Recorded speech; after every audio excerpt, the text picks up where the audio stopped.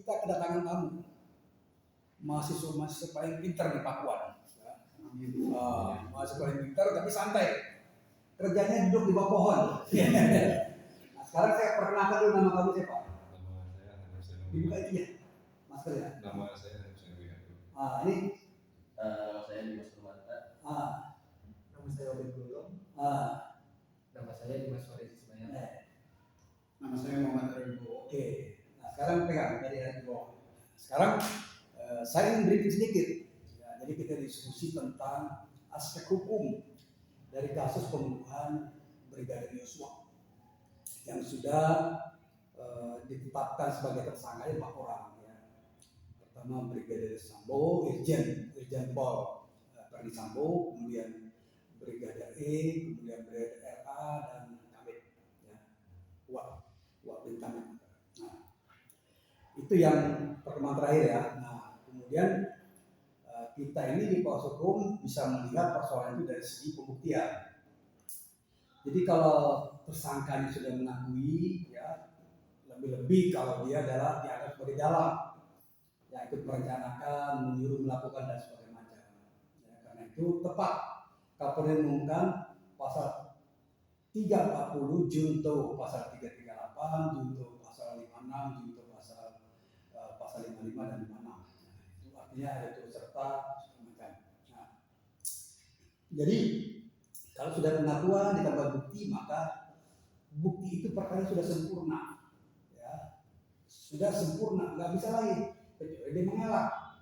Ya, nah ini saya mau tanya dulu nih, jadi kira-kira gimana jalan terkait? Kalau menurut Anda semua ini saya tanya sesuatu nanti ya sebagai mahasiswa hukum tentunya kita tidak boleh bicara dari segi gosip ya. Nah, dari segi hukum pertanyaannya begini, apakah keempat tersangka ini bisa dijerat dengan hukuman maksimal atau dia bebas? Nah, pertanyaannya gitu coba dari sini dulu. Menurut pendapat saya Ya. pribadi ya Pak. Ya. Menurut pendapat saya ini kemungkinan untuk mendapatkan hukuman lebih beratnya ada Bapak. Dikarenakan dianya baru mengaku perihal hal tersebut yang sudah terjadi, malah baru diakui sekarang. Harusnya sebelumnya, jadi hakim sidang bisa meringankan gitu Bapak. Oh gitu ya. Ya ada unsur meringankan karena sudah diakui ya. Coba kamu gimana?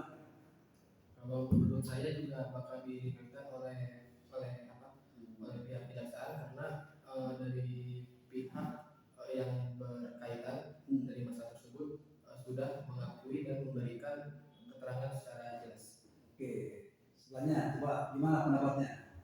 Kalau menurut saya sih lebih diberatkan sih Pak. Oke.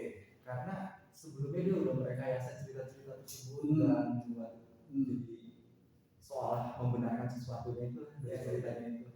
Ya. Jadi itu faktor yang memberatkan. Terus gimana? Kalau saya setuju dengan pendapat Obed Gulung sih Pak.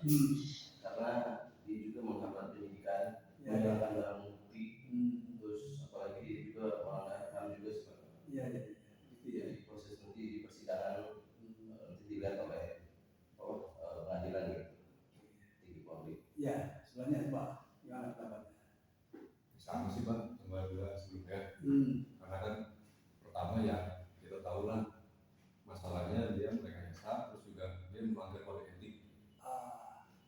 Ya itu tadi 340 junto 338. Ya, jadi kalau dalam suatu pertimbangan hukum dan majelis hakim ada unsur meringankan, ada unsur memberatkan. Ya, saya sepakat. Misalnya unsur meringankan, dia mengakui terserah perbuatannya, tidak berbelit-belit, ya. Nah, kemudian tidak pernah dihukum. Nah, ada unsur memberatkan. Kenapa unsur memberatkan? Pertama sebagai petugas polisi, ya, kemudian juga sebagai orang yang diberikan mandat tanggung jawab untuk membina anggota polisi, ya. Nah, kira-kira itu. Nah, sekarang kira-kira gimana nih? Sebetulnya seharusnya sebagai komandan polisi, apalagi orang yang menegakkan kode etik, menegakkan hukum, disiplin terhadap anggota, seharusnya bagaimana menurut kamu? Ya, pendapat kamu. Ya, apa sepakat? Bisa dia harusnya justru dia yang harus ini dong, dengan contoh, bukan kemudian melanggar hukum, kira-kira gimana? seharusnya dia menjadi contoh ya Pak, karena terutama Kadif Propam. Iya. Dia menyelidiki menangani internal. Iya. Polri. Seharusnya dia memberi contoh pada bawahan. Bahwasanya dia harus contoh yang lebih benar. Oke. Terus kemudian lanjut. Betul sih Pak, kalau misalkan itu kan dia juga melanggar aturan yang dari kan pidana gitu. Terus juga emang harus ngasih contoh kalau kita sebagai petinggi Polri, apalagi jabatannya Propam harus jadi udah apa sih yang baik. Terus mana? Saya setuju juga Pak. Iya. Apalagi sebagai petinggi pimpinan juga ya. Oke. Gimana? Lanjut. Saya setuju dengan pendapat saudara Hadi Pak, karena sebagai petinggi Polri juga harus memberikan contoh ke yang bawah untuk apalagi untuk menerima mahasiswa yang baru untuk menjadi Polri harus memberikan contoh yang lebih baik. Kalau saya sangat setuju dengan pendapat ini Pak, karena kan soalnya itu dia kan tinggi itu mencontohkan hal yang baik pada bawahannya, dan juga banyak hal yang harus dimengerti oleh petinggi-petinggi untuk mengetahui bawahannya dengan cara yang baik dan benar. Sekarang kita lihat di perkembangannya kan, Polri sudah menetapkan pasal berlapis, pasal berat. Kemudian juga sudah ada penggeledahan, penyitaan macam-macam. Nah, kemudian juga kira-kira menurut kamu dengan ancaman hukuman maksimal, ya, ancaman hukuman di atas 5 tahun itu maksimal, kira-kira ujungnya ini Ferdi Sambo dipecat atau enggak? Tebak-tebakannya gimana? Ya, misalnya. Kira-kira gimana? Waduh, susah ya Pak. Membahas internal kepolisian membingungkan Pak, soalnya gimana ya? Kebetulan juga orang tua juga polisi, jadi beliau juga nutup mulut apa perihal masalah kayak gini. Untuk kedepannya kemungkinan kalau menurut saya pribadi dipecat Pak, karena kan kode etik itu udah melanggar segala macamnya dan melanggar HAM juga. Gimana kira-kira? Kalau menurut saya sih emang seharusnya dipecat sih Pak, karena biar ada efek jerak kepada kapolri yang lain untuk tidak melakukan tindakan yang serupa. Jadi mungkin bila pihak tersangka itu dipecat, maka mungkin di bawahnya tidak akan melakukan hal yang serupa dengan saudara Ferdi Sambo. Terus selanjutnya gimana kira-kira? Dipecat nggak kira-kira di nantinya? Kalau untuk itu sebenarnya, tapi kalau pendapat saya kalau ini sih dikeluarkan dipecat gitu sih Pak, lebih pantas ya Pak.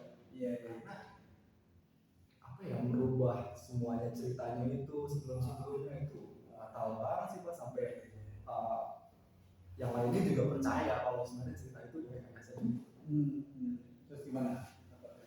Kalau pendapat saya setuju dengan tiga teman saya Pak, yaitu dari Irjen Bapak Sambo itu emang harus dipecat sih, karena menghilangkan nyawa seseorang gitu, pelanggaran juga. Gimana kira-kira?